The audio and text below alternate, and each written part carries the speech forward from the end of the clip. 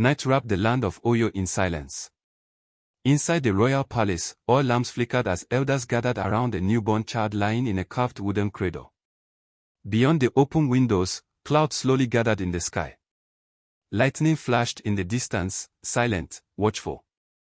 The elders exchanged uneasy glances. This child, they knew, carried more than blood. He carried the storm. His name was Sango. Years passed, and the child of thunder grew into a prince.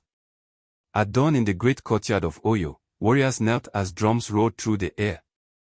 Beside his father, Oramian, Sango stood tall, eyes steady, spirit burning. Above him alone, clouds shifted as if recognizing their future master. When Sango became Alefin of Oyo, the kingdom shook with celebration. He ruled from a throne bathed in firelight, drummers pounding rhythms that echoed into the sky. Clad in red and white, he did not whisper authority, he announced it. Oyo prospered. Enemies feared him. And Sango wanted more. On storm-lashed hilltops, he learned the language of lightning. Rain soaked his robes as thunder answered his raised hands. Stones charged with power glowed in his grip.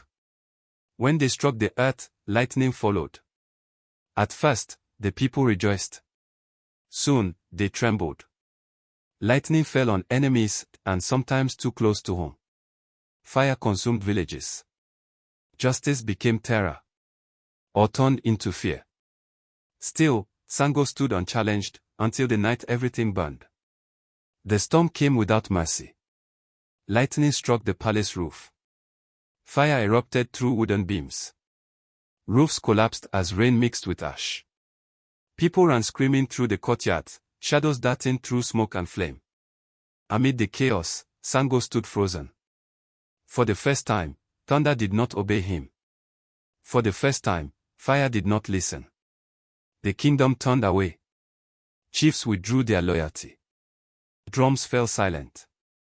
Songs once sung in praise became whispers of blame. And the king of thunder walked alone. At dusk, Sango Lu. At dusk, Sango left Oyo. His crown was gone. His robes were torn. The forest swallowed him as storm clouds followed overhead, faithful even when people were not. In the deep forest of Koso, the wind stilled. The storm paused. The world seemed to hold its breath. By morning, the people believed Sango was gone. They mocked his end. They spoke carelessly. And the sky answered. Thunder tore through Oyo. Lightning struck without warning. Fire fell from above. The same mouths that mocked now cried out in fear. The elders understood. Sango had not vanished. He had become. From the heart of the storm, Sango rose, no longer bound by flesh alone. Lightning crowned his body. Fire obeyed his silence. In his hands formed the double-headed axe, judgment balanced and absolute. He was no longer just a king. He was an Ariwit grave. Across oceans and generations, his spirit traveled. Drums beat in Africa.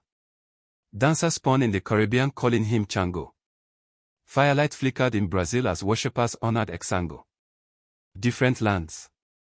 Different names. The same thunder. And when lightning splits the sky, when thunder speaks without warning, the world remembers. Some men do not die. They become storms.